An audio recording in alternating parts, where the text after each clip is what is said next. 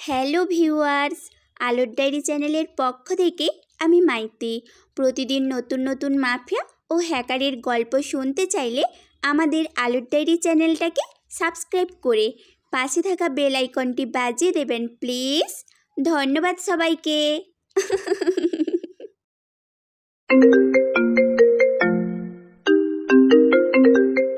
এই মেয়ে মায়ার মেয়ে, তাই না? ছোট বোনের কথায় চমকে উঠে শাইলা সিদ্দিকী। হানা কিছু সময় বড় বোনকে চমকে ওঠা মুখের দিকে তাকিয়ে গম্ভীর কণ্ঠেই বলল, তুমি চোখ থেকে অন্ধ নাকি? মেয়েটার দিকে ভালো করে তাকাও। মায়ার স্বভাব কেমন ছিল তুই ভালো করে জানিস। সেখানে জবা একদম বিপরীত স্বভাবের। এমন তো হতে পারে স্বভাব আফজালের পেয়েছে। আফজল কোথায়? আর এই মেয়ের কোনো পরিচয় এখনো পাওয়া যায়নি। আমরা শিওর হব কিভাবে? তুমি আসলেই বোকা আপা। হতে পারে মেয়েটা ইচ্ছে করে পরিচয় গোপন করে এই বাড়িতে ঢুকেছে। কিন্তু কেন?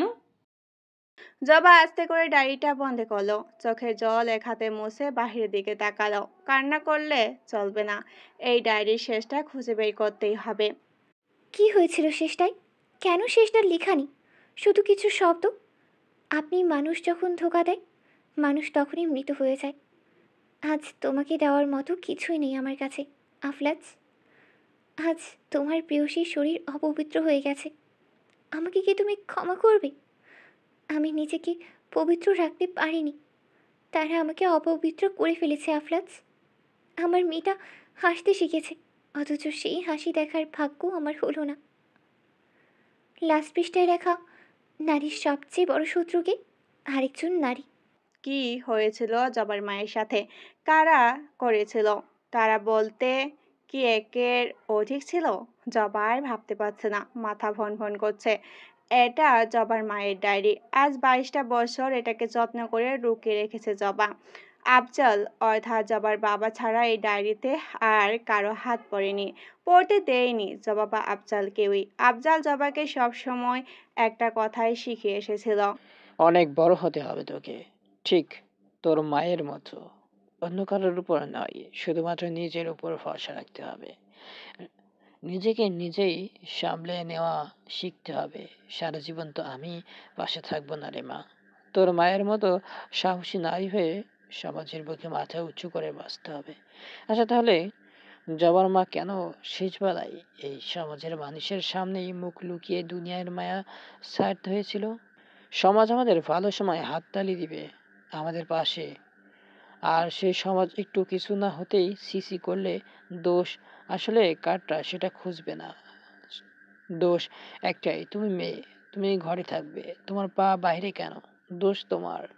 জবা ডায়েরিটা 1000 বার পড়েছে। এখানে মায়ের স্কুল জীবন, প্রেম, সুন্দর একটা ফ্রেন্ড সার্কেল, কারো মন ভাঙার গল্প, হাসি কান্না দুঃখ, জীবনের প্রতিটা গল্প এই ডায়েরির প্রতিটা পাতায় লেখা। জবা পড়তে পড়তে মুচকি হাসে, আবার কাঁদে, আবার গম্ভীর হয়ে বলে, ম্যাজিক থাকলে একটু চেঞ্জ করে দিতাম। তবে শেষের কয়েকটা পাতা পড়লে জবা হাও মাও করে কান্না আসে।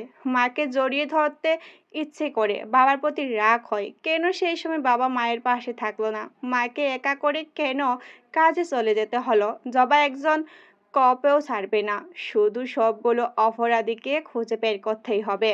শাস্তি জবা নিজ হাতেই দিবে, যেভাবে ওরা ওর মাকে দিয়েছিল। জবার মা একজন সৎ উকিল ছিলেন, সবাই বেশ সম্মানের চোখে দেখতেন ওনাকে। এই যে জবা বাবার কথা রেখেছে, হাসলোক জবার দিকে তাকিয়ে বলে ওঠে, তুমি তোমার মায়ের মতো হয়েছ। এতেই তো জীবনের পাওয়ার সবচেয়ে বড় তৃপ্তি। জবা এইসব ভাবতেই ওর রুমের দরজা খট করে খুলে কেউ রুমে প্রবেশ করলো। কেউ দেখার আগে দরজা ছিটকানি লাগিয়ে দিল। জবা পিছন ফিরে অবাক হলো, অভ্র রুমে কি করছে? জবার ভাবনার মাঝে অভ্র জবার বাহু শক্ত করে চেপে ধরল। জবা থমথমে মুখে নিজের 2 বাহুর দিকে তাকিয়ে রেগে গেল। ব্যথায় কুঁকড়ে উঠতেও বুঝতে দিল না, তাতে দাঁত চেপে সহ্য করে নিল। তোমার সাহস কি করে হয় আমাকে হুমকি দেওয়ার? জবা এতক্ষণে বুঝলো অভ্রর এই হঠাৎ রাগের কারণ। ঠোঁটে বাঁকা হাসি ঝুলিয়েই বলল, কেন খুশি হননি? অভ্র জবার চোখের দিকে তাকিয়েই বলল, তোমার সাহস দেখে আমি অবাক হচ্ছি। আমার সাহস সম্পর্কে তো আপনি খুব ভালোই জানেন, অন্তত আপনার মুখে এটা মানায় না। তোমার কি মনে হয় আমি তোমাকে ভয় পাই? নাও পেলে চোখ সরিয়ে নিয়েছিলেন কেন? চোখে চোখ রেখেই কথা বলার সাহস হয় না কেন? কাপুরুষ।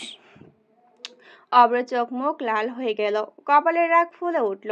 জবা ওকে কাপুরুষ বলেছে, সে চাইলে এখন বুঝিয়ে দিতে পারে কাপুরুষ কেমন হয়, তাদের হিংসতা কেমন।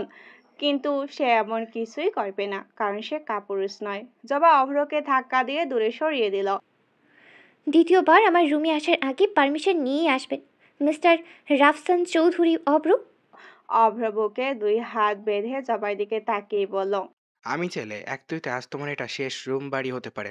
1 মিনিটে আমি তোমাকে বাড়ি থেকে বেরিয়ে যেতে বাধ্য করতে পারি, কিংবা বের করে দিতে পারি। জবা শাড়ি আঁচল ঠিক করে অব্রর সামনাসামনি দাঁড়িয়ে বলে উঠল, আমি নিজে না চাইলে কেউ আমাকে এই বাড়ি থেকে বের করতে পারবে না। এখন সবাই জানে আমি আসিফের বাচ্চার মা হতে যাচ্ছি। অভ্র জবার কানের কাছে একটু ঝুঁকেই বলল। আর সত্যিটা আমি জানি। জবার বুক কেঁপে উঠল। অভ্র কি সত্যিটা সবাইকে বলে দিবে? তাহলে তো কুলসুম বেগম জবাকে খুন করে ফেলবে। জবার মুখ একটু ফিতু হতে দেখে অভ্র এক হাত বাড়িয়ে জবার চুলগুলো কানের পিছনে গুজে দিয়ে বলল, বাচ্চা হতে সময় লাগে 10 মাস। তারপর তুমি কি করবে? কি বলবে? এর থেকে একটা ভালো আইডিয়া আমার মাথায় এসেছে। জবা প্রশ্ন করল, কি আইডিয়া? এখন একটা জিনিস তোমাকে তোমার মঞ্জিল পর্যন্ত নিয়ে যেতে পারে। তা হলো বাচ্চা। চাইলে কেউ জানবে না। তুমি আর আমি তোমাকে বাচ্চা। অভ্র আর কিছু বলে রাগে ঠাস করে গালে থাপ্পড় পড়ল। গালে হাত দিয়ে রাগে দাঁতে দাঁত চেপে অভ্র বলল, থাপ্পড় কেন মারলে? আপনি আর আপনার এই নোংরা মন মানসিকতার আইডিয়া নিয়ে আমার রুম থেকে বের হন। অথচ তুমি আমার পুরো কথাটাই শুনলে না। আমি নোংরা কিছুই বলিনি। তোমার ভাবনাই নোংরা, জবা। আমার ভাবনা নোংরা? এখনো এত বড় কথা বলছেন? জাস্ট বের হন আমার রুম থেকে। দ্বিতীয়বার মাথায় রাখবেন, আমি আপনার বড় ভাইয়ের বউ, আপনার ভাবি, যা মায়ের সমতুল্য। অভ্র রাগে হাত মুঠিবদ্ধ করে দেয়ালে আঘাত করলো। জবা ফেরও তাকালো না। অভ্র যেতে যেতে ফিরে তাকিয়ে বলল, তোমার সবসময় এই বেশি বোঝার জন্য পস্তাতে হবে একদিন। আমি অন্য 10টা ছেলের মতো নই। আমার ব্যক্তিত্ব এতটাও সস্তা নয়। অভ্র যেতে জবা বিছনায় বসে পড়ল। রাগে গজগজ করতে করতেই বলে উঠল, আসছে পীর হুজুর, এত ভালো ব্যক্তিত্ব হলে আমার রুমে কি? ভালো করেছি, হুমকি দিয়েছি, আরও দিব। আমি আমার কাজ সম্পূর্ণ করার জন্য সর্বোচ্চ করতে পারি, সে যেই হোক। আয়ান ভয়ে ভয়ে আশেপাশে তাকালো, কোথাও মরি আছে কিনা দেখার জন্য। এই মেয়ে আসার পর থেকে ওকে জ্বালিয়ে মারছে, কোথাও একটু শান্তি নেই। রুমে গিয়েও শান্তি পাচ্ছে না। ভাবছে যতদিন মৌরি থাকবে ততদিন সে আর বাড়িতেই আসবে না। কিন্তু জবাকে না দেখেও যে থাকতে পারে না। এই মেয়ের মধ্যে আল্লাহ তাআলা এত মায়া দিয়ে দিয়েছে, চাইলেও ভুলে থাকা যায় না। হায়ানের মতো একজন ছন্নছাড়া ছেলেকে যে মেয়ে মায়ার বাঁধনে ফেলেছে, সেই মেয়ে তো সাধারণ কেউ হতেই পারে না। সে সাধারণের মাঝেও অসাধারণ একজন পরী, হায়ানের পরী। কথা মৌরিকে না পেয়ে সামনে পা বাড়ালো কফি করে টিপে। দিন দিন লতিকার রান্নাবান্না, কফি সবকিছু বিষাক্ত লাগে। আয়ান সামনে যেতে জবাকে গ্লাসে পানি নিতে দেখে কেসে উঠল। জবা গ্লাস থেকে চোখ সরিয়ে আয়ানের দিকে তাকালো। আয়ান সাথে সাথে চোখ সরিয়ে হাসি মুখে বলল, তুমি কি খুব বেশি ব্যস্ত? জবা মাথা নেড়ে না বোঝালো। আয়ান আস্তে করে অনুরোধের স্বরেই বলল, 1 কাপ কফি করে দিবে? মাথাটা ভীষণ ধরে আছে। জবা মায়া হলো আয়ানের ইনোসেন্ট মুখ দেখে। অবশ্যই, আপনি বসুন, আমি বানিয়ে আনছি। আয়ান চোপায় গিয়ে বসলো ঠিক রান্নাঘরের মুখোমুখি। জবার গায়ে ছাই রঙা শাড়ি, খুব সাদা সিধা সাজগোজ, চুল বেনুনি করা। আয়ানের মনে প্রশ্ন জাগলো। আচ্ছা, চুল ছাড়া অবস্থায় জবাকে কেমন লাগে? ভীষণ সুন্দর লাগবে হয়তো। সব বিষয় বিনুনি করে রাখে, তাও চুল কত বড়! ছাড়া থাকলে তো ভাবতেই আয়ান আবার বলে উঠল, এখনই ঠিক আছে, না হয় যে দেখবে সাথে সাথে হার্ট অ্যাটাক করতো, ভাবতো পৃথিবীতে স্বর্গ থেকে পরী নেমে আসছে। একটা কথা কি জানেন, আপনি যাকে ভালোবাসবেন তাকে আপনার চোখে পৃথিবীর সবচেয়ে সুন্দর মানুষ বলে মনে হবে। মনে হবে তার তুলনা সে শুধুই নিজে, দ্বিতীয় কেউ নেই। তাকে একটা ছেঁড়া কাপড়ও আপনার চোখে বিশ্ব রূপসী মনে হবে। আয়নের অবস্থাও দিনকে দিন তাই হচ্ছে। জবা কফি বানিয়ে এনে আয়নের সামনে ধরতে সে মিষ্টি একটা হাসি উপহার দিয়ে নিল। জবা ফিরে যেতে নিলে আয়ান পিছন থেকেই বলে উঠল। তোমার জন্য কিছু এনেছিলাম। জবা পা থমকে গেল। পিছনে ফিরে তাকাতেই দেখলো আয়ান পকেট থেকে এক মুঠো গাছের চুড়ি বের করলো। কখনো তোমার হাতে চুড়ি পরতে দেখিনি। জানি না চুড়ি পরলে তোমার হাত কেমন লাগে। তোমার হাতের রিনিঝিনি শব্দটা কতটা ঘুরে ফেলতে পারে। আর আমার এই সামান্য কিছু কি গ্রহণ করবে রানী? জবা কি বলবে, কি করবে? ছেলেটাকে একটু পটাতে চেয়েছিল, অথচ এই ছেলে তো দিন দিন মজনু হয়ে উঠে যাচ্ছে। জবা আশেপাশে তাকাতেই দোতলায় অভ্রকে দেখলো। জবা হাসি মুখে চুড়িগুলো হাতে নিল। আয়ান ভাবতেই পারেনি জবা সত্যিই নিবে। সে কপি হাতে নিল। ভিতরে ভিতরে লুঙ্গি পরে ডান্স দিতে ইচ্ছে করছে। আমার জন্য 1 কাপ কফি হবে ভাবি? রাগে ভেতর ফেটে উঠল। উপরে উপরে হাসি ঝুলিয়ে নিল মৌরি। নিজেই বানিয়ে খেয়ে নে মৌরি, এটা জবার কাজ নয়। আগুনে জল না কেরাসিন যেন ঢালা হলো। মৌরি রাগী চোখে আয়নের দিকে তাকিয়ে বলল, বড় ভাইয়ের বউয়ের সাথে কিভাবে কথা বলতে হয় খালামণি তোমাকে শেখায়নি? জবা কি, ভাবি বলতে শেখো। আর খালামণি না শেখালেও আমি চলে এসেছি, সব কিছু শিখিয়ে দেব। আর রইল, এটা ভাবির কাজ নয় তাহলে নিজে কেন বানিয়ে নিলে না? এই বাড়ির বড় বউ উনি, সব কাজ মেহমান আপ্যায়ন তো উনিই করতে হবে, তাই না ভাবি? জবা রুমে এসে চিন্তায় পড়ে গেল। মোবাইল হাতে নিয়ে আবার রেখে দিল।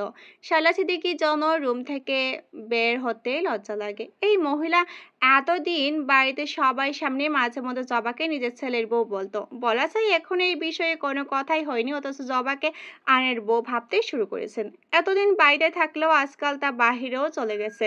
সব জায়গায় জবাকে প্রথম দেখলে একটাই কথা, এটা আয়ানের হবু বউ।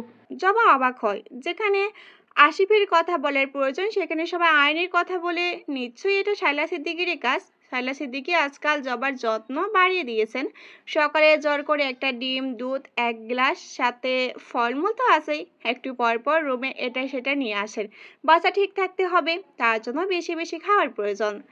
বাচ্চা? এই বাড়ির বড় সন্তান নিয়ে সবার এত আগ্রহ কেন? জবার চিন্তার কোনো উত্তর আসে না। এতদিন কুলসুম বেগম এইসব গুরুত্ব না দিলেও আজকাল শালীন বেগমের কথাই গুরুত্ব দিচ্ছেন। শালীন বেগম কখন কোথায় কি হচ্ছে, শায়লা সিদ্দিকী কি দিচ্ছেন কি করছেন, জবার সাথে সব কিছু শালীন বেগম কুলসুম বেগমকে বলে।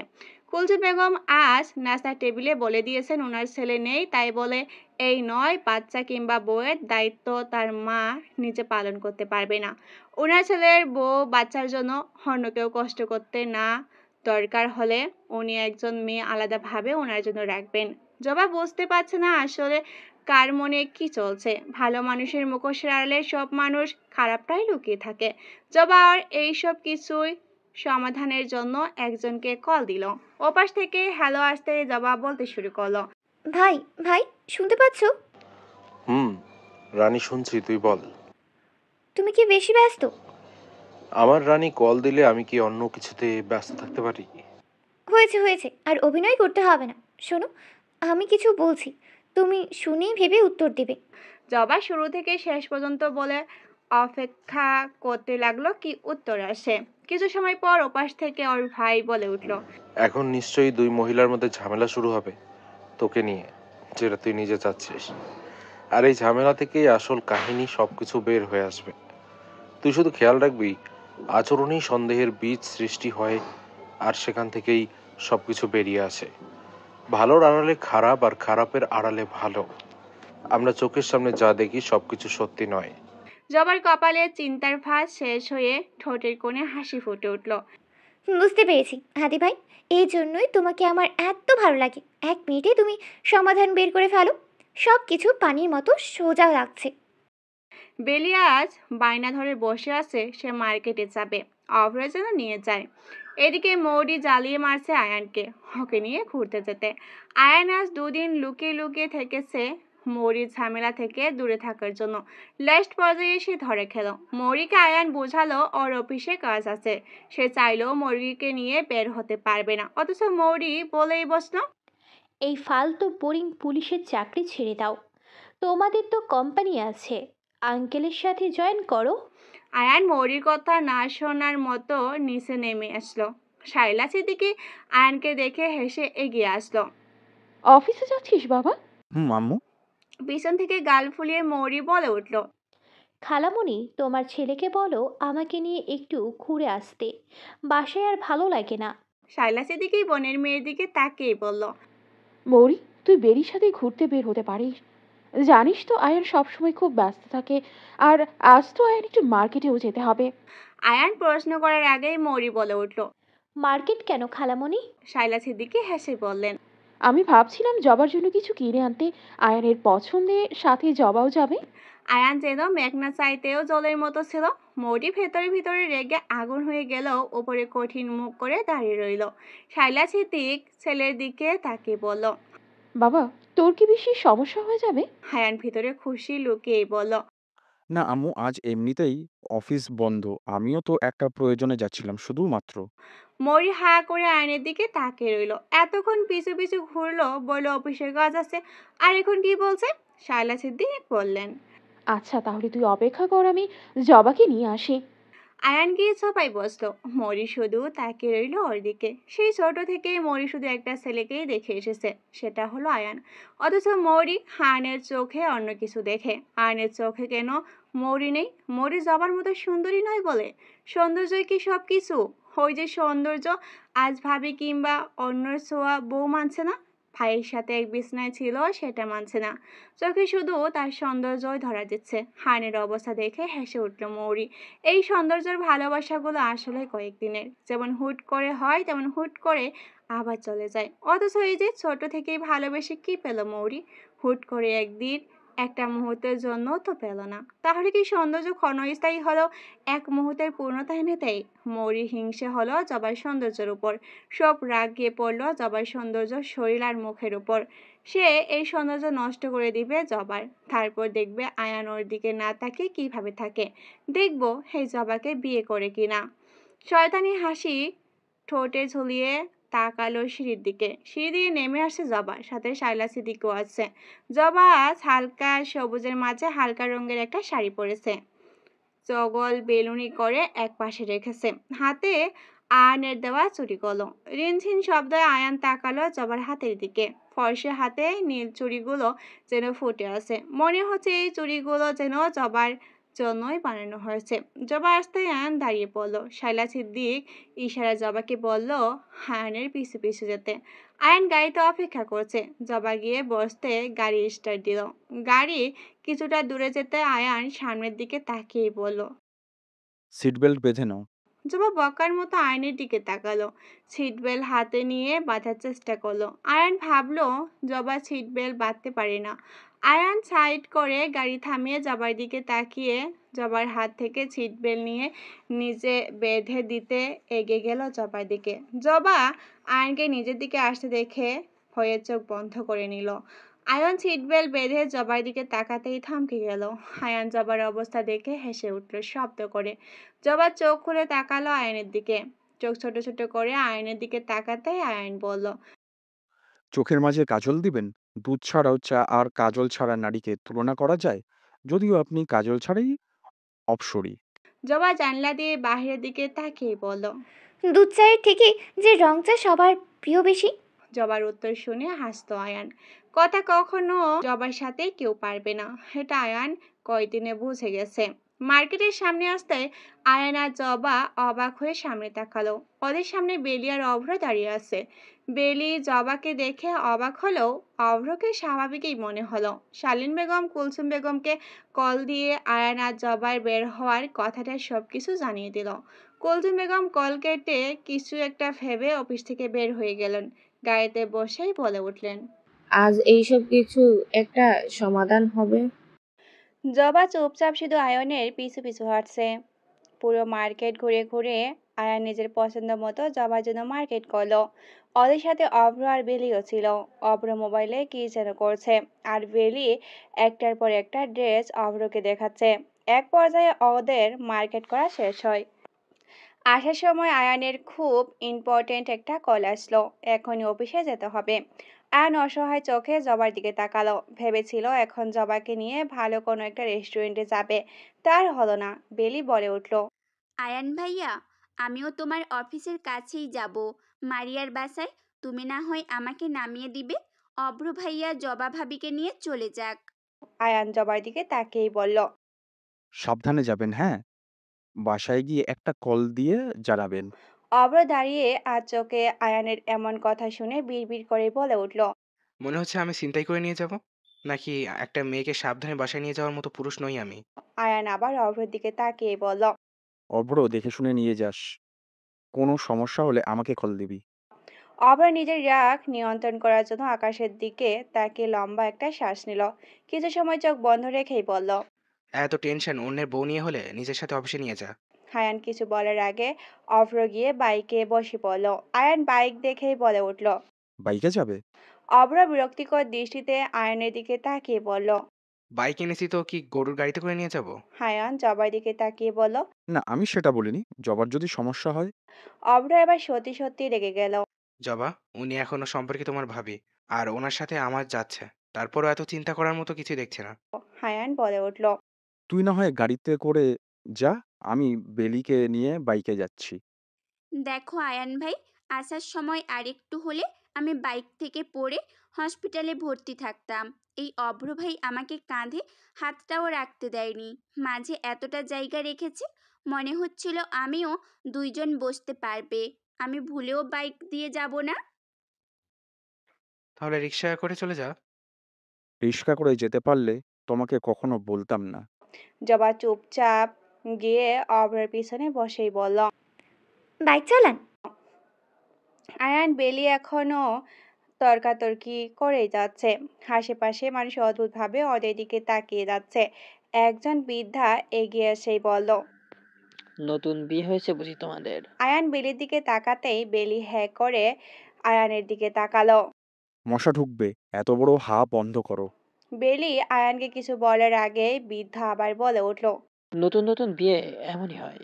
আমি আমার বেস্ট ফ্রেন্ডকে বিয়ে করেছিলাম, তখন আমাদেরও রাস্তা এভাবে ঝগড়া হতো। শুধু রাস্তাই নয়, যেখানে যেতাম সেখানে ঝগড়া, ছোট একটা বিষয় নিয়েও ঝগড়া। তবে মজার বিষয় কি জানো, আমরা ঝগড়া করে 1 সেকেন্ডও আলাদা থাকতে পারতাম না, কথা না বলে থাকতেই পারতাম না। বেলি আয়ানের দিকে তাকিয়েই বলল। আরে দাদা ভাই, এই ছেলের মুখ দেখেছেন?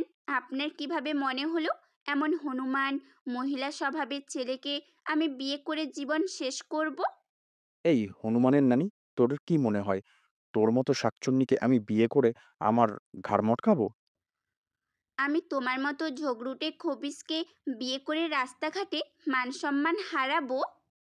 তোর মতো ছেলে টাইপ মেয়েকে বিয়ে করে আমার জীবনে জাহান্নাম বানানোর মতো বড় পাপ আমি করব না। আহারে, আমার হুজুর টাইপ লোক রে।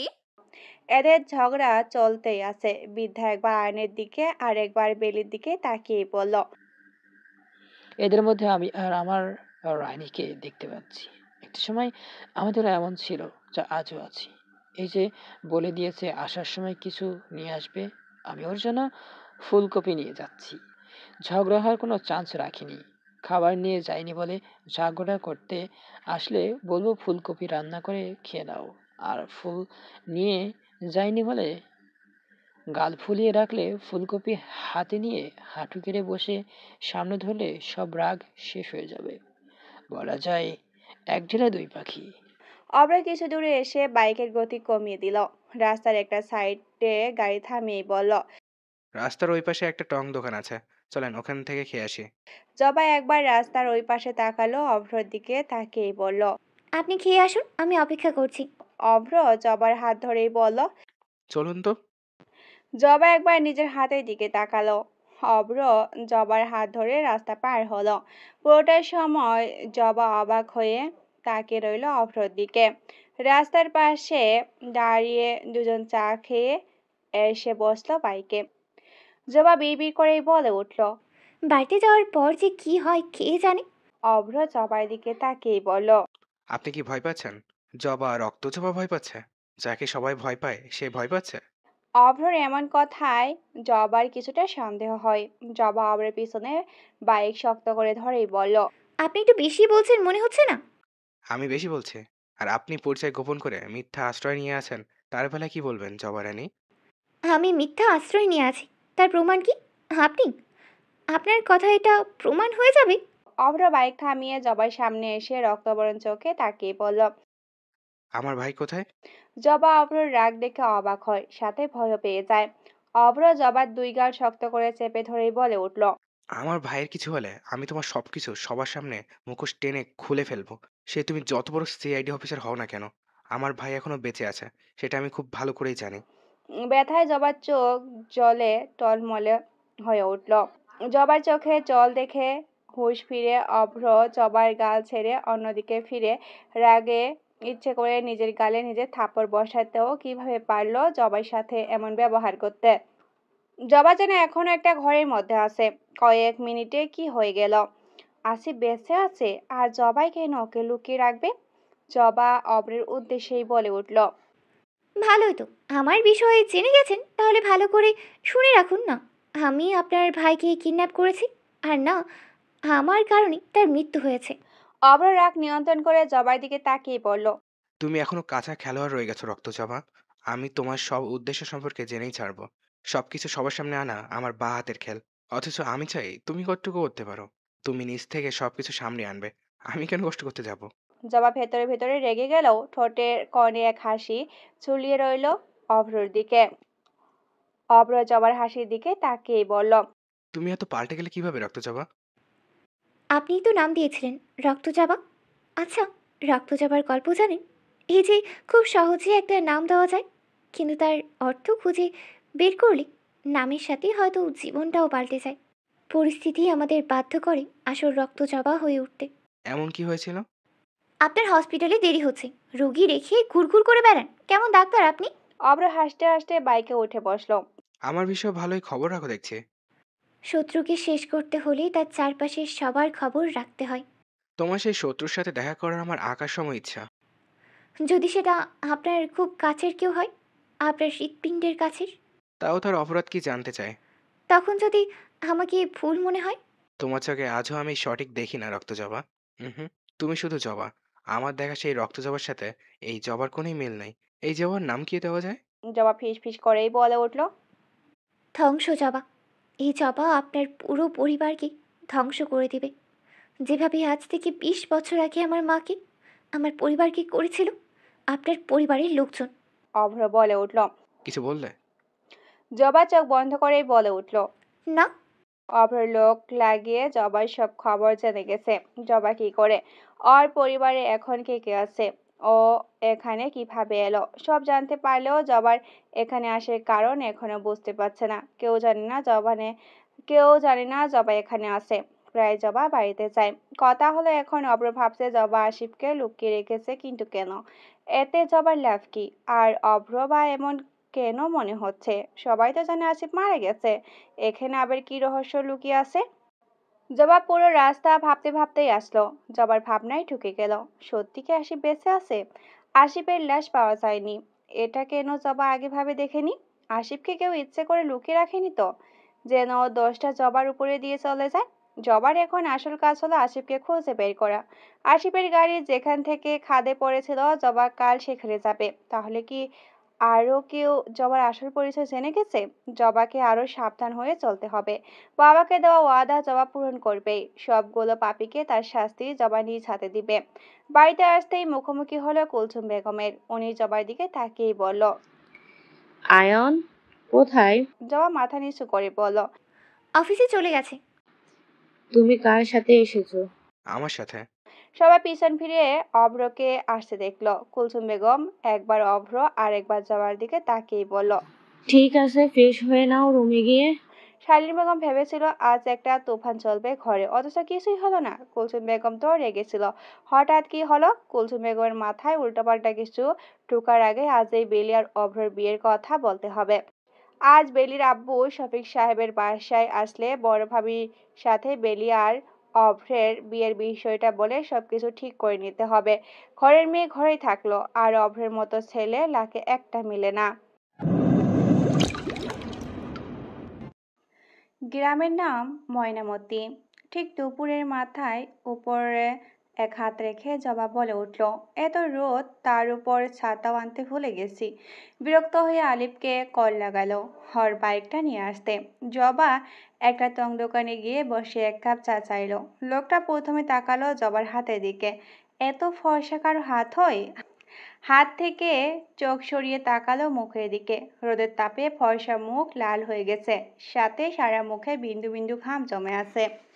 লোকটা একটা টিস্যু বের করে জবার দিকে এগিয়ে দিল। জবা মুচকি হেসে টিস্যু হাতে নিয়ে বলল। ধন্যবাদ চাচা। লোকটা ফিরতি জিজ্ঞাসা করলো। আপনি তো এর আগে কখনো দেখি নাই, কই যাইছেন? জবা চায়ের কাপ হাতে দিয়েই বলল। সিআইডি অফিসে। লোকটার মুখটা মলিন হয়ে গেল। জবা খেয়াল করলো, তবে কিছু জিজ্ঞাসা করলো না। লোকটা আর জবাকে কিছু জিজ্ঞাসা করেনি, হয়তো জবার কিছু বলার অপেক্ষা করেছিল। কিন্তু জবা তো জবাই। আয়ান কপালে হাত থেকে বসে আছে। এত বড় ফুল ওকে দিয়ে কিভাবে হলো? ওই কেসটা কে দেখছে? পাশে হাবিলদারকে জিজ্ঞাসা করলো। স্যার, সিআইডি অফিসার নিরুপমা নিরু ম্যাম। আয়ান কয়েকবার নামটা মনে মনে বলল। রেডি হও, আমরা এক্ষুনি বের হচ্ছি। স্যার কোথায়? সিআইডি অফিসে। মাঝ রাস্তায় আসতে হাবিলদার বারেক সাহা বলে উঠল। স্যার, বাজারের সাইডে একটু গাড়ি থামাবেন? আয়ান ভুরু কুঁচকে বারেকের দিকে তাকাতেই বারেক লাজুক একটা হাসি দিয়ে বলল। স্যার, বউ বলেছিল কিছু বাজার করে নিয়ে যেতে। আয়ান হাঁ করে বারেকের দিকে তাকিয়ে বলল। তুমি জানো আমরা এখন কত ইম্পর্টেন্ট একটা কাজে যাচ্ছি? এখন তুমি বাজার করবে? স্যার, সামনেই আমার বাসা, নেমেই দিয়ে আসবো। না হয় না খেয়ে থাকতে হবে আজ। আয়ান বিরক্ত হয়ে বলল। বাসায় সবসময় কিছু না কিছু নিয়ে রাখবে, যেন একদিন মিস গেলেও না খেয়ে থাকতে হয়। স্যার, বাসায় তো সব কিছু আছে, কিন্তু আমার বিবি জানেন নাকি টমেটো খেতে ইচ্ছে করেছে। পেছন থেকে একজন বলল। তোমার বিবি জানে তো কালকে মনে হয় মোলা খেতে ইচ্ছে করেছিল। বারেক লাজুক হেসে মাথা নাড়ালো। আয়ান বারেকের দিকে তাকিয়ে বলল। তুমি এখানে লজ্জা কেন পাচ্ছ বারেক? স্যার, বউয়ের কথা বলছি, লজ্জা পাবো না। আয়ান সাথে সাথে গাড়ি থামিয়ে বলল। নামো। জি স্যার। নামতে বলেছি তোমাকে। কিন্তু স্যার, বাজার তো আরো দূরে। হেঁটে হেঁটে চলে যাও। আয়ান বারেককে গাড়ি থেকে নামিয়ে মিনিটে ওর চোখের আড়াল হয়ে গেল। মনে মনে বলে উঠল। বয়সে আমার অর্ধেক হবে, বিয়ে করে বিবিজান বলা শুরু করেছে। এত লজ্জা হলে বিয়ে করার কি দরকার ছিল? আর আমি এখন বলে চোখ বন্ধ করতেই জবার মুখটা ভেসে উঠল। নিমিষে সবকিছু ভুলে ঠোঁটের কোণে হাসি দেখা দিল। আর এর পাশে বসে একজন পুলিশ বলে উঠল। আজকাল স্যারকে বুঝতে পারছি না, এক্ষুনি রেগে যাচ্ছেন, আবার এক্ষুনি হাসছেন। মনে তো হচ্ছে প্রেমে পড়েছেন। আর রাগ না করে লোকটার দিকে তাকিয়ে হেসে উঠল। জবা চায়ের বিল মিটিয়ে উঠে যেতেই ওর সামনে দিয়ে একটা পুলিশের গাড়ি চলে গেল। গাড়িটা দেখে জবা থমথমে মুখে দাঁড়িয়ে রইল। পেছন থেকেই শোনা গেল চায়ের দোকানের লোকটা বলছে। শালার পুলিশ দেখলেই আজকাল গালি দিতে ইচ্ছে করে। এরা জনগণের সেবা করার শপথ নিলেও এটা টাকার পাওয়ারের পিছনে দৌড়াতে আসে। জবা একবার পিছনে বৃদ্ধা লোকটার দিকে তাকিয়ে বলল। সিআইডি অফিসারদের সম্পর্কে আপনার মতামত কি চাচা? বৃদ্ধার চোখে মুখে এত রাগ দেখে অবাক হলো জবা। লোকটা চলচল চোখ জোড়াও চোখ এড়ালো না জবার। লোকটা জবার দিকে তাকিয়ে বলল। সবাই এক, বা এদের কারোর কাছে সঠিক বিচার নেই। টাকার পাওয়ার সবচেয়ে বড় বিচার। তোমার কাছে টাকা আছে তো পুরো দুনিয়া তোমার। জবার বলতে ইচ্ছে হলো। সবাই এক নয় চাচা, সবাই টাকার পিছনে ঘোরে না। কিন্তু জবা কিছুই বলল না। আলিফ চলে আসলো ওর বাইক নিয়ে। জবা ব্যাগ থেকে মাস্ক বের করে পরে নিল। আলিফ জবাকে টং দোকানের সামনে দেখে দাঁত কেলিয়ে একটা হাসি দিয়ে বলল। আপু, আপনি শাড়ি পরেছেন? এতে বোকার মতো ৩৬টা দাঁত বের করে হাসার কি আছে? এই প্রথম দেখলাম, তাই। বেশি কথা না বলে চুপচাপ বাইক চালাও। আলিফ বাইক চালাচ্ছে, আর কি কি হয়েছে সবগুলো বলবে। এটা বলল আজ পুলিশ অফিসার আয়ান চৌধুরী এসেছে। জবা খুবই বিরক্ত হলো। যেখানে বাঘের ভয় সেখানেই কেন বাঘ আসতে হয়? আয়ান অনেকক্ষণ ধরে অপেক্ষা করছে কারো। জবা অফিসে ঢুকতেই সবাই ওকে সম্মান জানালো। একমাত্র আলিফ ছাড়া এখনো কেউ নিরুপমা নিরুর মুখ দেখেনি অফিসে। আয়ানের সামনে দিয়ে গেল জবা, যাকে সবাই নিরুপমা নিরু বলেই চেনে। জবার আসল নাম সিআইডি অফিসার নিরুপমা নিরু। আয়ার নিচের দিকে তাকিয়েছিল। নিরুপমা আসার কথা শুনে ওপরে তাকালো। নিরুপমাকে বলা হলো ১/২ ঘন্টা ধরে পুলিশ অফিসার আয়ান চৌধুরী আপনার সাথে দেখা করার জন্য অপেক্ষা করছে। আসতে বলবো ম্যাম? নিরুপমা সোজা সাপটা এখন দেখা করতে নিষেধ করে দিল। আয়ান অবাক হয়ে বলল। আপনি গিয়ে বলুন ইম্পর্টেন্ট কথা ছিল, ওনার সাথে আর্জেন্ট। আয়ান সব অপমান চোখ বন্ধ করে হজম করে নিল। একটা মেয়ে এভাবে ওকে রিজেক্ট করলো। আয়নের মস্তিষ্ক বলে উঠল। তুই কি প্রেমের প্রস্তাব দিয়েছিস যে তোকে রিজেক্ট করেছে? আয়ান বেশ রেগেই বলে উঠল। এমন রুড মহিলাকে আমি মরে গেলেও প্রেমের প্রস্তাব দিব না। চলেন, ম্যাম বলেছে 5 মিনিট সময় আছে, ম্যাম আবার বেরিয়ে যাবেন। আয়ার রাগে গটগট করে এক গ্লাস পানি খেয়ে নিজেকে শান্ত করে ভেতরে গেল। মুখে মাস্ক, চোখে চশমা, গায়ে সাদা শার্ট আর চুলগুলো উঁচু করে বাঁধা। এমন ছেলে টাইপ মেয়ে আয়নের একটু পছন্দ নয়। সে আর দ্বিতীয়বার নিরুপমার দিকে না তাকিয়ে নিজের সকল কথা আর কেসের বিষয় শেষ করলো। কেসের মূল বিষয় ছিল একটা মেয়ের বিষয়। আজ থেকে 4 মাস আগে এই কেস নিয়েছিল অন্য কেউ, তারপর এই ধামাচাপা দিয়ে দেওয়া হলো। এতদিন পর সেই কেসের ফাইল আয়ানের কাছে এসে পৌঁছায়, আর দায়িত্ব দেওয়া হয় আয়ানকে। এখানে লেখা আছে মেয়েটাকে একাধিক লোক মিলে রেপ করা হয়, আর তারপর তাকে মেরে ফেলার জন্য একটা খাদে ফেলে দেওয়া হয়। ভাগ্য ভালো নাকি খারাপ মেয়েটার জানা নেই, কিন্তু মেয়েটা তাও বেঁচে যায়। আসলে এটাকে কি বেঁচে থাকা বলে? তাও মেয়েটা একটা আশা নিয়ে আছে, সে এর সঠিক বিচার পাবে। মেয়েটা এখনো হসপিটালে ভর্তি। আয়ান জিজ্ঞাসা করলো। আপনি মেয়েটার সাথে দেখা করেছেন? নিরুপমা ফাইল রেখেই বলল। মেয়েটার সাথে আমার দেখা হয়েছে, তবে তার পরিবারের সাথে এখনও সুযোগ হয়নি। তবে খুব জলদিই তাদের সাথেও দেখা করব। আয়ন কিছু একটা ভেবে বলল। এক হাতে তো তালি বাজে না। এখানে নিশ্চয়ই মেয়েটারও দোষ আছে। সে কেন এত রাতে সেখানে ছিল? নিরুপমা সিরিয়াস মুখে হাসি টেনে বলল। সিরিয়াসলি আয়ান চৌধুরী, আপনি একজন পুলিশ অফিসার হয়ে এসব বলছেন? আমার জানা মতে মেয়েটা তার বান্ধবীর বিয়েতে গিয়েছিল, বাকিটা তো সামনেই জানা যাবে। আরও কিছু কথা এই বিষয়ে বলে আয়ান নিরুপমার একটা কার্ড নিয়ে চলে গেল। এই কেসটা আয়ান আর নিরুপমা মিলে সমাধান করবে। বাইরে আসতে আয়ান দেখলো বারেক চলে এসেছে। আয়ান বারেককে দেখেই বলল। তুমি? স্যার, সিএনজি করে চলে এসেছি। তোমরা আর পুলিশ জাত তার মানিজ্যত রাখলে না। সন্ধ্যায় শালীন বেগম টেনে টুনে শরীফ সাহেবকে কুলসুম বেগমের রুমে পাঠালো। কুলসুম বেগম ভীষণ টেনশনে ছিলেন। পরপর ইম্পর্টেন্ট 2টা ফাইল গায়েব, তার উপর কোম্পানিতে একের পর এক লস। এমন হতে থাকলে এত কষ্টের কোম্পানি সব শেষ হয়ে যাবে।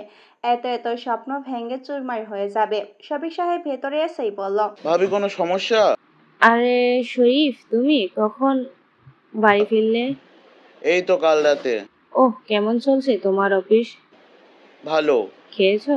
না ভাবি, একসাথে খাবো। কুলসুম বেগম জানেন শফিক খুব কম কথা বলে, একটু লাজিক টাইপের। শফিককে দেখলেই মায়া হয় কুলসুম বেগমের। এত ভদ্র অন্তত বড় 2টা ভাইয়ের মতো হয়নি। শফিক সাহেব কিভাবে বেলিয়ার অফের কথা বলবে বুঝে উঠতেই পারছে না। কুলসুম বেগম শফিক সাহেবকে এমন ছটফট করতে দেখে জিজ্ঞাসা করলো। কিছু বলবে শরীফ?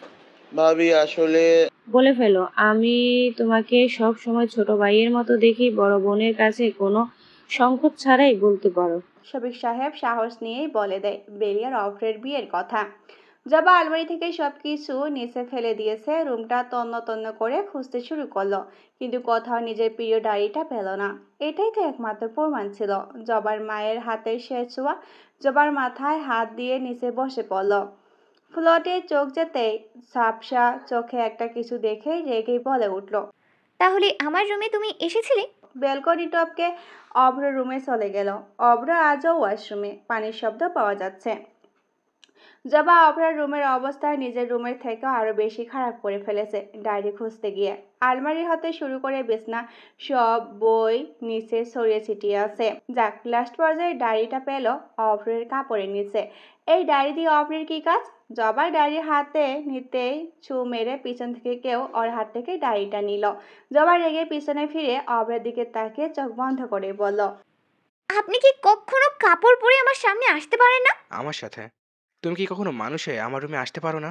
সবসময় চোরের মতো কেন আসো? চোর তো আপনি। আপনি আমার ডায়েরি কেন চুরি করেছেন? অভ্র ডায়েরিটা উল্টিয়ে পাল্টিয়ে দেখেই বলল। এটা তোমার ডায়েরি, অথচ এখানে কোথাও তোমার নাম নেই। এখানে লেখা মায়া তালুকদার। জবা রেগে বলল। ডায়েরিটা আমাকে দেন। অভ্র হাত উঁচু করে ডায়েরির উপরে তুলে বলল, নিতে পারলে নাও। জবা লাফালাফি শুরু করলো। এত লম্বা হয়ে লাভ কি হলো তোমার? লাফিয়েও আমার হাত ধরতে পারছো না? জবা এগিয়ে গিয়ে লাফ দিতে গেলে পিছনে অভ্রকে নিয়ে বিছানার উপর ধপাস করে পড়ল। তখনই দরজা থেকে চোখ বড় বড় করে শালীন বেগম বলে উঠল, আল্লাহ গো, ছি ছি ছি, এসব দেখার আগে কেন আমার চোখ অন্ধ হয়ে গেল না? এই শোনো না, প্রতিদিন ভালোবাসার নতুন নতুন গল্প পেতে ও শুনতে চাইলে আমাদের আলোর ডায়েরি চ্যানেলটি সাবস্ক্রাইব করে পাশে থাকা বেল আইকনটি বাজিয়ে দিও, কেমন? জবাব হয়ে জমে গেছে। শালীন বেগম বড় বড় চোখ করে রাগি রাগি মুখে তাকিয়ে আছে ওদের দিকে। অভয় নিজের বকামির উপর ভীষণ বিরক্ত হলো। দরজা ভেতর থেকে না লাগিয়ে সে কেন ওয়াশরুমে গিয়েছিল? শালীন বেগম দ্রুত পায়ে ভিতরে এসে 2 হাত ঠোঁটের উপর রেখেই বলে উঠল, আল্লাহ, এসব দেখার আগে কেন আমার চোখ অন্ধ হয়ে গেল না? কেন মুখের জবান বন্ধ হয়ে গেল না? জবা অভ্রকে ধাক্কা দিয়ে উঠে গেল। অভ্র লজ্জায় নিজের তোয়ালের দিকে তাকালো। এটা এদিক সেদিক হলেই সব হারাবে আজ। শালিনী ঘৃণা ভরা দৃষ্টিতে জবার দিকে তাকিয়ে বলল, আমি বারবার বলেছি, এই মাসুম ভোলাভালা চেহারার পিছনে ভয়ঙ্কর কিছু লুকিয়ে আছে। সুন্দরী মেয়েদের এই একটা অভ্যাস। ছি! অভ্র শালীন বেগমের দিকে শান্ত দৃষ্টিতে তাকিয়ে রইল ছোট আম্মু, আপনি বসুন, আমি আসছি। আর বলল। অভ্র ভিতরে ওয়াশরুমে ঢুকে গেল। জবা মাথা নিচু করে তাকিয়ে আছে। শালীন বেগম জবার দিকে তাকিয়ে বলল, তুমি বিধবা, স্বামী মারা গেছে, নষ্টামি করার হলে বাহিরে গিয়ে করতে। তাই বলে আমাদের ছেলের সাথে, যে আজ বাদে কাল আমার মেয়ের স্বামী হবে, তার সাথে? বেলি জানতে পারলে ঠিক কতটা কষ্ট পাবে। বারবার ওকে আমি বুঝিয়েছি, আজ যাকে আপন ভেবে বুকে টেনে নিচ্ছিস, কাল সে তোর বুকেই ছুরি বসাবে। হলেও তো তাই। জবা কোনো কথা বলছে না। লজ্জা নাকি অপরাধ বোধ, শুধু নিচের দিকে তাকিয়ে কিছু একটা ভাবছে। অভ্র ওয়াশরুম থেকে বের হয়ে এসে শালীন বেগমের সামনে একটা চেয়ার রেখে বসল। জবার দিকে তাকিয়ে বলল, ভাবি প্লিজ ছোট আম্মুকে 1 গ্লাস পানি দেন। জবা পানির গ্লাসে হাত দেওয়ার আগেই শালীন বেগম বলে উঠল, আর ভালো মানুষ সাজতে হবে না তোমাদের কারোর। আমি যা দেখার সব দেখে ফেলেছি। আমার ঘৃণা হচ্ছে। তোমার ভাইয়ের বউ ছিল অভ্র। অভ্র সবসময় শান্ত আর গম্ভীর প্রকৃতির মানুষ, কিন্তু রেগে গেলে ভিন্ন বিষয়। শালীন বেগমের দিক থেকে চোখ সরিয়ে জানলার দিকে বাহিরে তাকিয়ে বলল, আপনি যা দেখছেন এবং ভাবছেন সবটাই ভুল ছোট আম্মু। ভুল? এখনো ভুল? আমি ছোট বাচ্চা? তিলকে তাল কেন বানাচ্ছেন? এখন আমার দোষ? আসলে চোরের দোষ থাকে না, যে চোর ধরে তার সবচেয়ে বড় দোষ। সবটা একটা ভুল বোঝাবুঝি। তাহলে সত্যিটা কি? সত্যিটা এটাই, জবা ভাবি ওনার একটা ডায়েরি খুঁজে পাচ্ছিলেন না, তখন উনি খুঁজতে খুঁজতে আমার রুমে চলে আসেন। এত রুম থাকতে তোমার রুমে কেন? আর ও কি পড়াশোনা জানে যে ওর কাছে ডায়েরি থাকবে? বোকা পেয়েছো আমাকে? ছোট আম্মু বেলি ডায়েরি একটা আমার রুমে রেখে গেছিল। এসেছিল কিছু পড়া বুঝতে, সাথে একটা ডায়েরি ছিল। আর ও জবাকে বলেছে আমার রুমে ডায়েরি রেখে গেছে। এবার একটু শান্ত হলো শারনীন, তারপর আবার বলে উঠল, ডায়েরির সাথে এভাবে? বলতে গিয়েও লজ্জায় চুপ হয়ে গেল শারনীন বেগম। এটা একটা অ্যাক্সিডেন্ট। আমি ওয়াশরুম থেকে শার্ট নেওয়ার জন্য বের হলাম, আর হঠাৎ আমাকে দেখে ভয় পেয়ে গেলেন জবা। যেহেতু ওয়াশরুম থেকে বের হয়েছি, তাই নিচে পানি পড়েছিল। তার সাথে পিছলে উনি আমার উপর পড়েন, আর আমি তাল সামলাতে না পেরে বিছানায়। তখনই আপনি এসে হাজির। কথায় যুক্তি পেয়ে চুপ করে রইল শালীন বেগম। জবা ডায়েরিটা হাতে নিয়ে নিঃশব্দে রুম থেকে বের হয়ে গেল। শালীন বেগম মনে মনে কয়েকবার বলে উঠল, মায়া? সবাই কারোর জন্য থেমে থাকে না, তবে আয়নের বিষয় হলে আলাদা।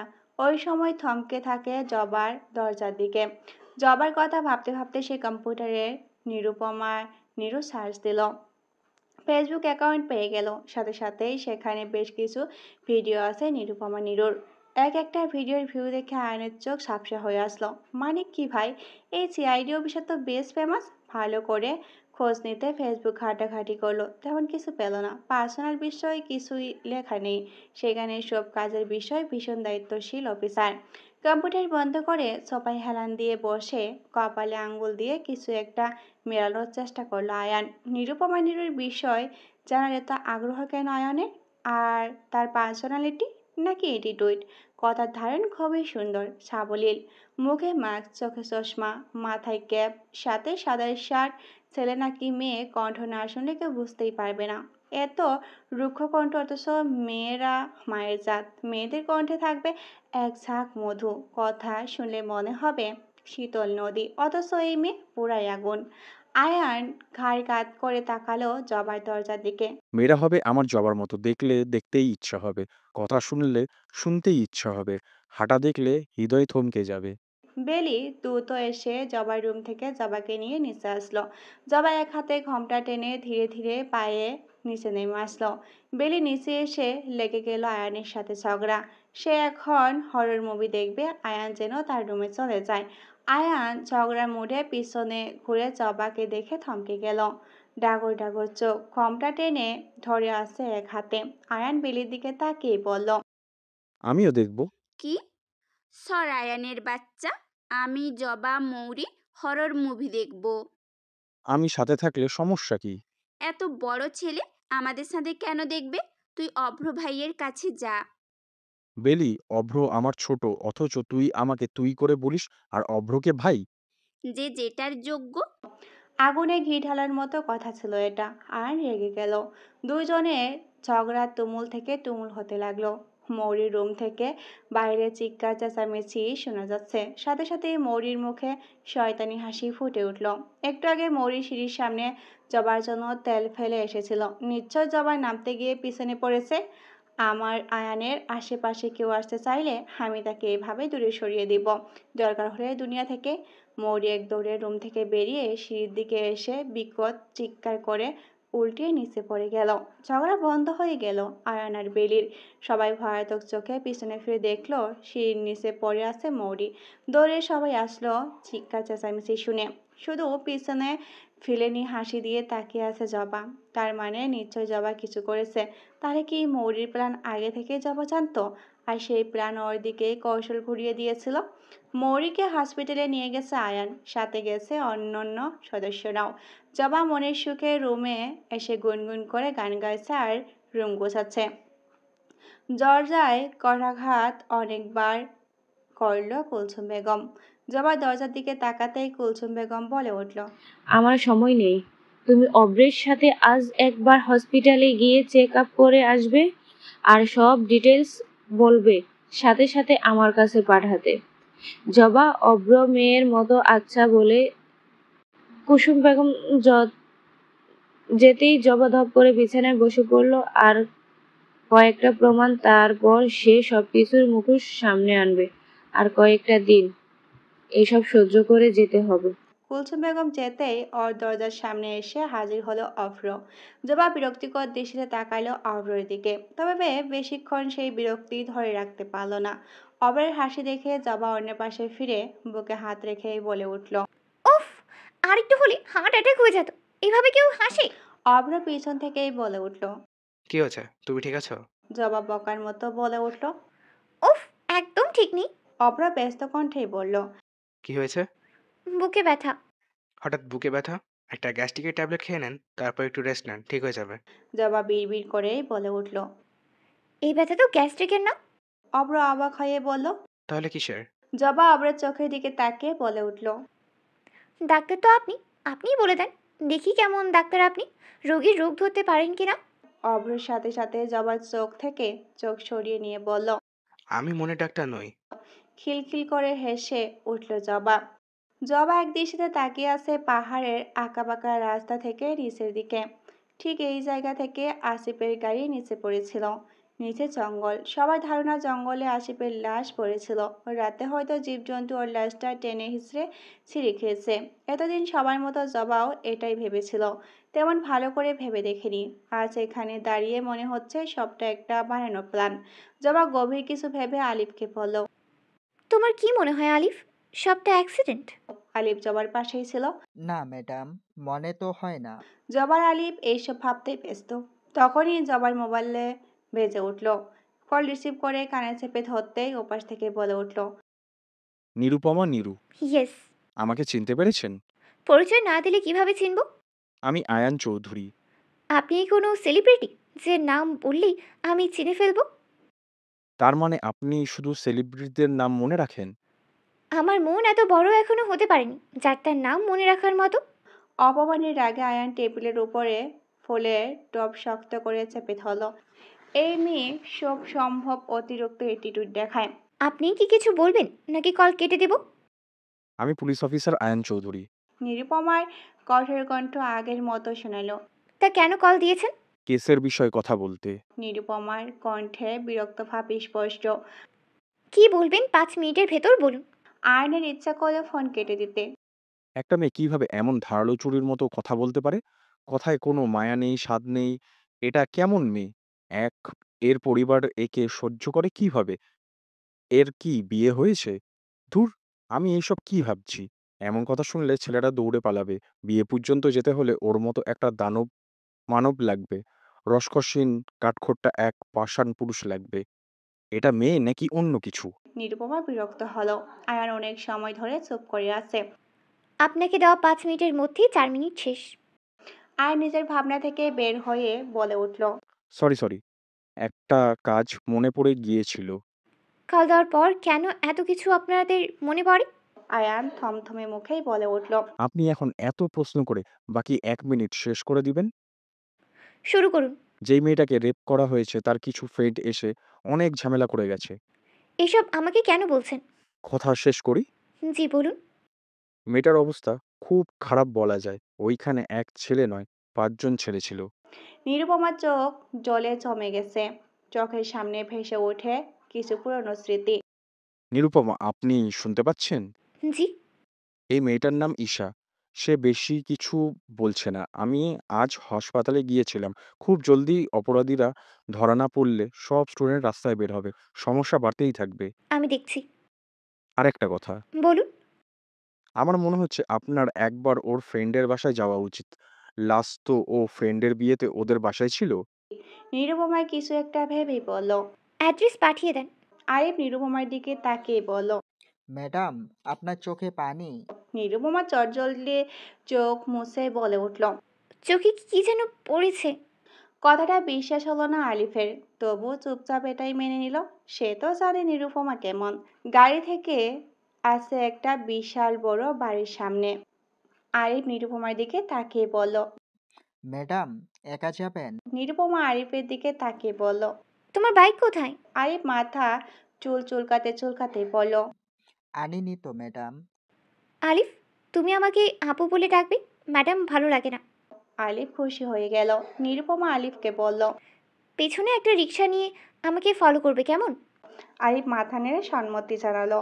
নিরুপমার গায়ে 3 পিস, সাথে মুখে হালকা মেকআপ, ওড়না একপাশে দেওয়া, চুলগুলো ছেড়ে দেওয়া। যে কেউ দেখলে প্রথম দেখায় চোখ সরানো মৃত্যুর মতো কঠিন হয়ে দাঁড়াবে। নিরুপমা বাড়ির ভিতরে এসে আশেপাশে তাকালো। বিশাল বড় বাড়ি হলেও বাড়িতে তেমন কাউকে চোখে পড়ছে না। একজন মহিলা চোখ মুখ কুঁচকে এদিকেই আছে। হঠাৎ নিরুপমার উপর চোখ পড়তেই চোখ বড় বড় করে তাকিয়ে চিৎকার দিয়ে বলে উঠল। বড় বেগম গো, দেইখা যান, এখান পরিনাইমা আইছে আমাগোর বাড়ির। এত বড় চিৎকার ছিল যে বাড়ির ভেতর থেকে একজন ভদ্র মহিলা দ্রুত বেরিয়ে আসলো। মহিলার পেছন পেছন একটা ছেলে আর 2টা মেয়ে বেরিয়ে আসলো। সবাই দরজার সামনে এসে থমথমে মুখে তাকিয়ে রইল নিরুপমার দিকে। মেয়ে 2টা ফিস ফিস করে কি যেন বলছে। নিরুপমা একটু হাসার চেষ্টা করলো। আসলে একটু পানি। মহিলাটা জহুরি চোখে নিরুপমার দিকে তাকিয়ে বলল। তুমি কে? আমি নিরুপমা। এখানে কি? এখান দিয়ে যাচ্ছিলাম, ভীষণ পানির পিপাসা পেয়েছিল। মহিলাটার মুখে হাসি ফুটে বলে উঠল। ভেতরে এসো। চিৎকার করা মহিলাটার দিকে তাকিয়ে বলল। ফিরোজা, যাও ওনার জন্য পানি নিয়ে আসো। কি আজব! ফিরোজা হা করে এখনো তাকিয়ে আছে নিরুপমার দিকে। ফিরোজা। বেগমের ধমকে ধ্যান ভাঙলো ফিরোজার। নিরুপমা সবার দিকে তাকিয়ে ঈগল চোখে তাকালো সবার পিছনে দাঁড়িয়ে থাকা ছেলেটার দিকে। ছেলেটা এখনো এক ধ্যানে কেমন চোখ ঘুরিয়ে ঘুরিয়ে নিরুপমার সারা শরীর দেখছে। নিরুপমা হেসে ভিতরে ঢুকলো। পানি খেয়ে বলল। ধন্যবাদ আন্টি, এখন আমি আসি। তোমার বাড়ি কোথায়? কোথায় থাকো? মহিলার আগ্রহ দেখে মনে মনে নিরুপমা আবারও হাসলো। মহিলা আবার বলে উঠল। আমার ছেলে হিরণ। বলে একটা ছেলেকে ডেকে আনলো। ডাকার প্রয়োজন হয়নি, হিরণ নাম নিতেই ছেলে হাজির। দরজা দাঁড়ানো ছেলের এটা। মহিলার মতিগতি নিরুপমা বুঝলো। ছেলের বউ করে আনার জন্য এমন আজব আজব কথা বলছে। আন্টি, আমি এখানে নতুন, সামনের মোড়ে আমার বাসা। এখন আসি। দাঁড়াও। নিরুপমা আশেপাশে আবার তাকালো। মহিলা সেই ছেলেটাকে আবার ডেকেই বলল, মেয়েটা একা একা বাসায় যাবে, তুই একটু এগিয়ে দিয়ে আয়। যেন ছেলেটা এমন একটা সুযোগেরই অপেক্ষা ছিল। মনে মনে হাসলো নিরুপমা। গাড়িতে বসে আছে নিরুপমা আর হিরণ। নিরুপমা গরম লাগছে এমন ভাব করে ওড়নাটা সরিয়ে রাখলো। হিরণ গাড়ি চালানো থেকে বেশি চোখ যাচ্ছে নিরুপমার দিকে। নিরুপমা মাদক চোখে তাকিয়ে রইল হিরণের দিকে। হিরণের মাথা ধরে যাওয়ার মতো নেশা উঠে গেল। নিরুপমা উঠে ঠোঁট কামড়ে হাসলো। হিরণ গাড়ি থামিয়ে জোরে জোরে নিঃশ্বাস নিতে শুরু করলো। নিরুপমা একটু চুকেই বলল, আপনি ঠিক আছেন? বাসা তো আরও সামনে। হিরণ নেশা চোখে তাকিয়ে বলল। কিন্তু হিরণ কিছু বলার আগেই নিরুপমা বলে উঠল, ইস, অনেকটা ঘেমে গেছেন। নিরুপমার রুমাল দিয়ে হিরণের কপাল মুছতে এগিয়ে আসলো। হিরণ চোখ বন্ধ করে নিল। চোখ বন্ধ করে নিরুপমার হাতের ছোঁয়া পাওয়ার অপেক্ষা। নিরুপমা হিরণের কপাল থেকে রুমাল নিয়ে নাকে চেপে ধরল। হিরণ কিছু বুঝে ওঠার আগেই মাথা চোখ করে দিয়ে উঠল। চোখ ঝাপসা হয়ে গেল। অনেক কষ্টে নিরুপমার দিকে আঙ্গুল তাক করে বলে উঠল, তুমি আর কিছু বলার আগে জ্ঞান হারালো। নিরুপমা ঠোঁটের কোণে হাসি ঝুলিয়ে আলিফকে কল দিয়েই বলল, কাজ হয়ে গেছে, গাড়িতে চলে আসলো। আলিফ দ্রুত গাড়িতে এসে দেখে ছেলেটা জ্ঞান হারিয়েছে। এটাকে এখন কি করবে আপু? তাহলে নিয়ে হাত পা বেঁধে রাখো, রাতে আমি আবার আসবো, তখন এর ব্যবস্থা করব। অনেক কষ্টে ব্যালকনিতে আসলো নিরুপমা। প্রতিদিন এভাবেই দুতলা উঠতে নামতে একদম সহজ হয়ে উঠেছে এটা, কিন্তু আজ মনে হয় শরীর চলছেই না। নিরুপমা ব্যালকনি থেকে রুমে পা দিবে তখনই পিছন থেকে শুনতে পেল, জবা, আপনার বিয়ে কোন কাজে অফিসে হয়েছিল? এমন একটা প্রশ্ন শুনতে পা থমকে গেল জবার। অভ্র নিজের ব্যালকনি থেকে প্রশ্ন ছুটতে জবার দিকে। জবা পিছনে ফিরে বুকে দুহাত গুজেই বলে উঠল, এটা জেনে আপনার কাজ কি? অবশ্যই কাজ আছে। আমার ভাইয়ের বউ আপনি। ভাইয়ের বিয়ের গল্প সবারই শুনতে ইচ্ছে হয়। কিন্তু আমার বলতে ইচ্ছে হচ্ছে না। অভ্র জবার কথায় ওর দিকে আবার প্রশ্ন ছুড়ল। বিয়েতে দেনমোহর হিসেবে কি কি শর্ত রেখেছিলেন? জবা ভিতরে ভিতরে ভীষণ ভয় পেল। তাও সাহস দেখিয়ে বলল, শর্ত? কিসের শর্ত? সেটা তো আপনিই ভালো জানেন। জবা ভয়ে জমে গেছে। এতক্ষণ ক্লান্ত শরীর ভয়ে কেমন ঝিমঝিম করছে। তাহলে কি অভ্র সব বুঝে গেছে? কিভাবে? আসিফ আর আমি ছাড়া দ্বিতীয় কেউ কিছু জানে না? অভ্র জবার দিকে একটা আপেল ছুঁড়ে মেরে বলল। খেয়ে নিন, ঝিমঝিম করা মাথা ঠিক হয়ে যাবে। জবা আপেল হাতে নিয়ে অভ্রর দিকে ছুঁড়ে রেগেই বলে উঠল, আমাদের বিষয় ঠিকই, দূরে থাকেন, এসব আপনার ভাবতেই হবে না। ভাবতে কে চাই বলেন, কিন্তু ভাবতে তো হয়। ভাবি বলে কথা। ভাবি, বউ নই, ওকে? হতে কতক্ষণ? অভ্রের এমন কথায় জবা আবারও রেগে গেল। আপনার বউ হওয়ার থেকে মরে যাওয়া ভালো। অভ্র বেলকনিতে একটু ঝুঁকেই বলে উঠল। তাহলে মরে যান আমার উপর, দাফন করে নেবো আমার এই বুকে। জবা তাতে দাঁত চেপে বলে উঠল। ফালতু। অভ্র বুকে হাত দিয়েই বলল, ইস, বুকে এসে লেগেছে। এত সুন্দর করে কেউ ফালতু বলে? জবা বুঝলো ওর সাথে বকবক করে লাভ নেই। জবা আবারও কথার জালে ভেসে যাবে। জবা ভেতরে চলে যায়। পেছন থেকে অভ্র আবার বলে, আপনাদের কাজের সাথে আজ দেখা হলো। জবা নিজের রুম থেকে একটা বই অভ্রের দিকে ছুঁড়ে মেরে বলে ওঠে, বিয়াদব ছেলে। অভ্র হু হু করে হেসে বলল। জবা মনে মনেই বলে উঠল, কাজীর সাথে দেখা করেছে। হাহ, বিয়ে করলে তো কাজী আসবে। আজব। অভ্র হয়তো জবাই মনের কথাটা বুঝতে পারল। সে আবারও শব্দ করে হেসে উঠল। কুলসুম বেগম গম্ভীর মুখে বসে আছে ড্রয়িং রুমে। জবা বেলির সাথে কথা বলছে আর সিঁড়ি দিয়ে নামছে। জবা কি যেন বলছে আর বেলি খিলখিল করে হেসে উঠছে। কুলসুম বেগম অদ্ভুত দৃশ্যে তাকিয়ে রইল জবার মুখের দিকে। দুধে আলতা গায়ের রং, চোখ টানা টানা, ঠোঁটের পাশে ছোট্ট একটা তিল, হালকা হাসি, গালে দিলে টল পড়ে, চুলগুলো হাঁটুর নিচে পর্যন্ত। হাইট কত হবে? 5 ফুট 5 ইঞ্চি তো হবেই। কুলসুম বেগম চোখ বন্ধ করে মাথা চেপে ধরে কিছু সময় বসে রইল। বেলি কুলসুম বেগমের পাশে বসে জিজ্ঞাসা করলো, বড় আম্মু, তুমি ঠিক আছো? কুলসুম বেগম চোখ খুলে বেলির দিকে তাকিয়ে গম্ভীর মুখে বলল, আমি ভালো আছি। তোমার বড় আম্মুকে কখনো খারাপ থাকতে দেখেছো? অলের সোফার পাশে দাঁড়িয়েছিল জবা। অসুস্থ বলে কই আসে না। আল্লাহ কখন কাকে কি করে কেউ বলতে পারে না। আর জানেন তো, আল্লাহ যাদের উপর ভীষণ খুশি হয়ে থাকেন তাকেই অসুস্থ করে পরীক্ষা নেন। কুলসুম বেগম একদৃষ্টে টেবিলের দিকে তাকিয়ে জবার কথাগুলো শুনল। চোখ না তুলেই চোখ মুখ শক্ত করেই বলে উঠল, আর যাদের অসুস্থ কারণ না তাদের পছন্দ করেন না। বিষয়টা তেমন না, আল্লাহ ভালো জানেন। মাঝে মাঝে একটু আল্লাহকে স্মরণ করে তার কাছে মাথা নত করা উচিত। কুলসুম বেগম বেশ চালাক মহিলা। জবাকে বোঝাতে চেয়েছে কুলসুম বেগম খুব ভালো করেই বুঝলেন। লাস্ট কবে সিজদা করেছিলেন জায়নামাজে উনি ভুলে গেছেন। দুনিয়া নিয়ে এতই ব্যস্ত হয়ে পড়েছেন ভুলে গেছেন এই দুনিয়ার কিছুই না, এটা শুধু একটা পরীক্ষা হল। অথচ আমরা ভুলে যাই রেজাল্টের জন্য আরেকটা পৃথিবী আছে, যার শুধু শুরু আছে, শেষ নেই। কুলসুম বেগম লজ্জায় পড়লেন, যেন বেলি জবার সামনে। কুলসুম বেগম উঠে সোজা সিঁড়ি দিয়ে উপরে চলে গেলেন। বেলি বলে উঠল, পাশে বসো। জবা বসল। বেলি জবার দিকে তাকিয়ে বলল, আমাকে শাড়ি পরা শেখাবে? আচ্ছা তোমার শাড়ি পরার স্টাইল খুব সুন্দর। আচ্ছা আচ্ছা শিখিয়ে দিব। ছোট থেকে শাড়ি পরতে? না, কবে থেকে? তোমাদের বাড়িতে এসে প্রথম। বেলি চোখ বড় বড় করে মুখে হাত দিয়ে অবাক ভঙ্গিতে বলল, কি? জবা হাসল। বেলি আবার বলে উঠল, ভাই শিখিয়েছে তাই না? বলো বলো। বেলি দুষ্টু হেসে জবাকে ধাক্কা মেরে বলে, চোখ ছোট ছোট করে মিটমিটি হাসছে। জবা এক হাতে কানের পিছনে চুলগুলো গুছেই বলে উঠল, তেমন কিছু না বেলি। জবাকে লজ্জা পেতে দেখে খিলখিল করে হেসে উঠল বেলি। আরে আরে, লজ্জা পাচ্ছ? লজ্জা পেও না পিও। এভাবে লজ্জা পেয়ে গাল লাল করে কানের পেছনে চুল গুজলে আমি নিজেই ক্রাশ খেয়ে অজ্ঞান হয়ে যাব। বেলির ফ্লার্ট করা দেখে জবা হেসে জিজ্ঞাসা করলো, তুমি তো ফ্ল্যাট খুব ভালোই করতে পারো, কয়জন পড়ালি? বেলি থুতনিতে আঙুল রেখে ভাবুক দৃষ্টিতে তাকিয়ে রইল। হবে তো, অগণিত। কি বলো বেলি, সত্যি? হ্যাঁ চলো একটা সিক্রেট বলি। বলো। আমরা এখন রানিং, বয়ফ্রেন্ড আছে 8টা। জবার চোখ বড় বড় করে বেলির দিকে তাকিয়ে রইল। এভাবে তাকিও না, সবগুলো ফেসবুকে। ওদের ঠকানো হচ্ছে বেলি। একদম না, আমি জানি এরাও আরও 4-5টা করে করে। কেউ যদি সিরিয়াস হয়ে যায় তখন কি করবে? হোক, তাতে আমার কি? কষ্ট পাবে। পাক, আমি বাধ্য করিনি। ওরা প্রেমে পড়েছে, প্রপোজ ওরা করেছে, নিষেধ করলে কষ্ট পাবে। আমি একজন মানুষের মনে নিষেধ করে জেনে শুনে কষ্ট দিতে পারি না।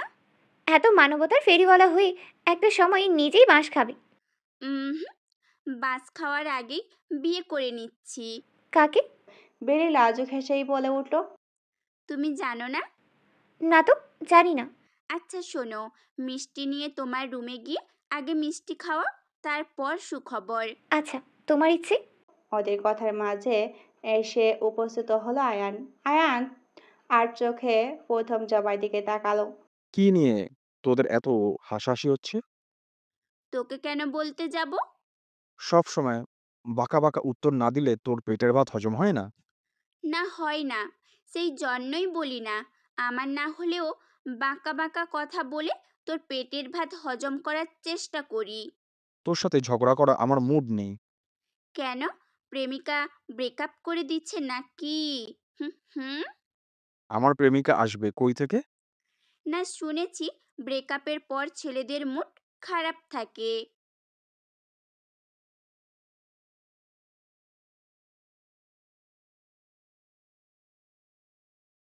বেলি চোখ বড় বড় করেই বলে উঠল, ওই কালা চ্যাংড়া পোলাটা। ছি, আমার নজর এতটাও খারাপ নয়।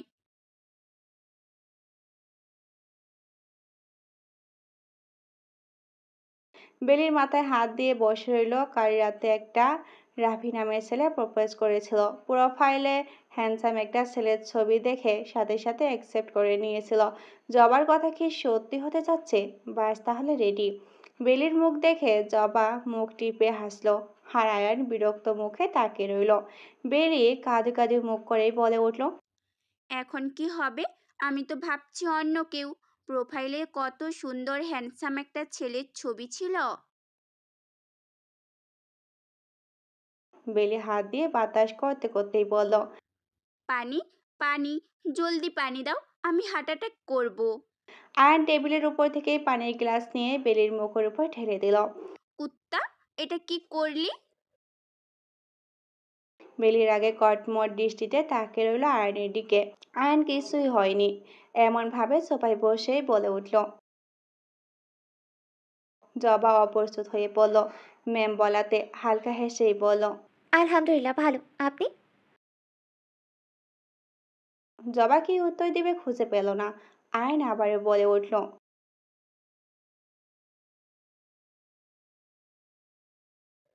জি বলুন। আয়ন বলার জন্য প্রস্তুত হতেই এসে হাজির হলো মৌরি। খুঁড়িয়ে খুঁড়িয়ে হেঁটে এসেই বলল, তোমরা আমাকে ছাড়াই আড্ডা দিচ্ছ? মৌরির রাগ করাকে তেমন কেউ পাত্তা দিল না। মৌরি আয়নের পাশেই বসলো, তারপর বলল, আমাকে দেখে তোমরা এইভাবে চুপ কেন হয়ে গেলে? জবা জিজ্ঞাসা করলো। তোমার পায়ে কি অবস্থা? মৌরি মুখ কালো করে উত্তর দিল, কেমন দেখতেই তো পাচ্ছ। ওরা টুকটাক কথা বলতে শুরু করলো, তবে এর আগমনে আয়নের আর কিছু বলা হলো না। ওদের আড্ডার মাঝে শাইলা সিদ্দিকী হাতে কিছু ফল, দুধ আর ডিম এনে জবার সামনে রেখেই বলল, অনেক আড্ডা দিয়েছ, এইগুলো খেয়ে নাও। জবা আশেপাশে সবাই দিকে তাকালো। সবাই কথা বন্ধ করে তাকিয়ে আছে জবা আর শাইলা সিদ্দিকীর দিকে। আন্টি, আমার এখন ইচ্ছে করছে না। ইচ্ছে করবে না এই সময়, তাও নিজের জন্য না হোক বাচ্চার কথা ভেবে খেতে হবে। মৌরির রাগী দৃষ্টিতে জবার দিকে তাকিয়ে আছে।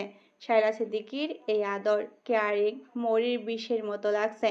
মৌরি বলে উঠল, এত নাটক না করে খেয়ে নাও। আর ফুপিমণি, তোমার এইসব আদিক্ষেতা দেখানোর এত কি আছে? প্রেগনেন্সির সময়টা এত আহামরি কিছুই নয়। তুমি কি এর আগে প্রেগনেন্ট হয়েছিলে? না মানে কিভাবে বুঝলে আহামরি কিছু নয়? জবার এমন কথা শুনে মুখ টিপে হেসে উঠল বেলি আর আয়ান। মৌরির রাগে দুঃখে হাত চেপে ধরে বসে রইল। লতিকার আম্মা এসে জানালো কুলসুম বেগম জবাকে ডাকছে। জবা দাঁড়িয়ে আছে কুলসুম বেগমের রুমের সামনে। ভেতরে আসো। জবা এই নিয়ে দ্বিতীয়বার এই রুমে পা রাখলো। একবার চোখ ঘুরিয়ে পুরো ঘর দেখে নিল। কুলসুম বেগম লতিকার আম্মাকে 2 কাপ কফি আনতে বলে জবার মুখোমুখি সোফায় বসলো। দেখো, আমি ঘুরিয়ে পেঁচিয়ে কিছু বলতে চাই না, সোজা সাপটা বলছি। বলুন। মায়া তোমার কে হয়? হয়ে বুক কেঁপে উঠল জবার। মায়া কি? তোমার কাছে মায়ার ডায়েরি কি করছে? কে হয় তোমার?